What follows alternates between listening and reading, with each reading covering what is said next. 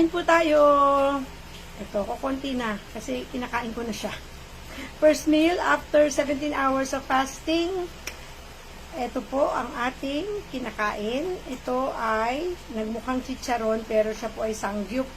Yung pong walang timpla na nabibili lang din sa mga convenience store. Yan. So, nilutuan ako ng anak ko at talaga pong napakasarap niya. Okay, ito po ay recommended kung naglo-low carb kayo ha. Pero kung hindi kayo naka-low carb, ay hindi po ito para sa lahat. Dahil baka mayroong magsabi dyan, naku, bawal yan, Ate Mavs. Ang taba niyan. Kasi tingnan nyo naman po, talagang sadyang mataba. Parang chicharon na siya. Ito po ay sinasabi ko para sa mga low carbers na tulad ko. Dahil ako po ay mag-4 na taon nang naglo-low carb. Stroke survivor, yung Ate Mavs. At ito po ang ating mga kinakain. Okay, so sa mga naglo-low carb po dyan, pwede po ito sa atin. Lalo na kung kayo ay mga strict low carbers or kayo ay mga carnivores. So kung kayo po ay nag-start mag-low carb, pwede nyo simulan sa ganito at hindi po pinagbabawal o hindi po masama sa atin ang fats galing sa mga whole food na tulad nito. Ito po ay baboy. Okay? So kahit po ako ay stroke, pwede po ito sa akin kasi ako po ay strict low carber. Hindi po ito pwede sa mga stroke survivors na hindi po naka-low carb. Malinaw po yan ha. Kaya po, kung makikita man ninyo kung kumakain ako nito, ako po ay naka-low carb. At matagal na. Kaya po inaaral ang paglo-low carb. Hindi po ito gaya-gaya. Pag po naglo-low carb si Ate Mavs, ay gagayahin nyo na ang aking way of eating, ang aking lifestyle.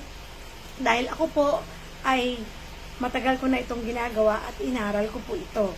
Okay? Para maiwasan po natin ang mga discomfort at mga problema. Importante po na sa panimula ng paglo-low carb, ito po ay inyong nauunawaan. Okay? So, enjoy your meal sa ating paglo-low carb. Siyempre, nagkape na ako kanina.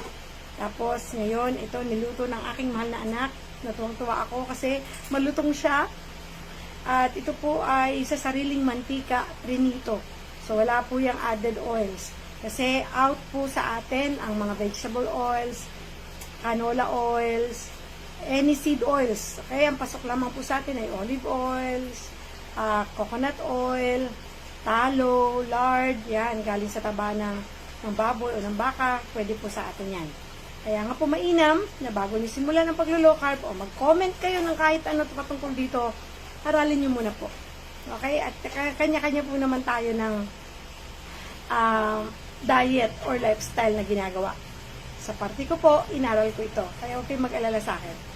Okay? And syempre po, pag-pray nyo kung para sa inyo ba ang paglo-low carb bago nyo yan simulan. Dahil iba-iba po tayo ng katawan at kondisyon. Kung sa tingin niyo para sa inyong paglo-low carb, then go for it.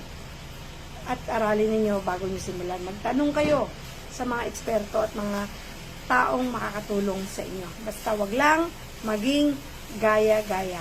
Okay po? God bless everyone. And always remember, God loves you.